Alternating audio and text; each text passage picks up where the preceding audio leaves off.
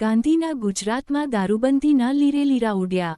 જેતપુરમાં ખુલ્લેઆમ વેચાઈ રહ્યો છે દારૂ।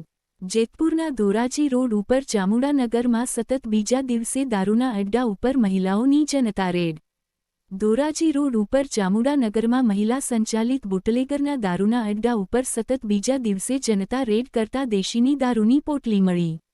મહિલાઓએ દેશી દારૂના અડ્ડા ઉપર રેડ કરી 112 નંબર ઉપર પોલીસને જાણ કરી। મહિલાઓની જનતા રેડ દરમિયાન ધારિયા સાંકળ સહિત હથિયાર પકડાયા। મહિલા બુટલેગરની ધમકી અમને કંઈ નહીં થાય હપ્તા આપી છી પોલીસને। મહિલા બુટલેગર ઘણા સમયથી દેશી દારૂનું વેચાણ કરતી હોવાના સ્થાનિક મહિલાઓના આક્ષેપ। ઘણા સમયથી આ વિસ્તારમાં દેશી દારૂનું વેચાણ થતું હોવાના આક્ષેપ। ગઈકાલે પણ સ્થાનિક મહિલાઓએ રેડ કરતા આજે ફરી દેશી દારૂનું વેચાણ શરૂ। પોલીસની મીઠી નજર હેઠળ દેશી દારૂનું વેચાણ થતું હોવાના આક્ષેપ। જેતપુર સિટી પોલીસે સ્થળ ઉપર પહોંચી મહિલા બુટલેગરની અને દારૂની પોટલીઓ અટકાયત કરી। HX24 ન્યૂઝ ગુજરાતી સાથે હેમંત શેખવા, જેતપુર। મારું નામ શિલ્પાબેન રાજપરા।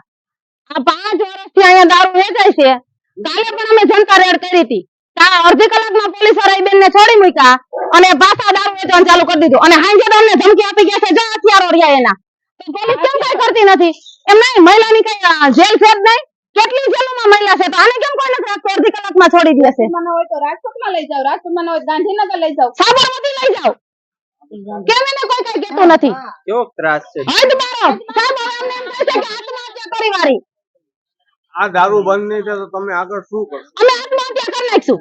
પછી પોલીસ જામે બધું લેશે ને ગળામાં।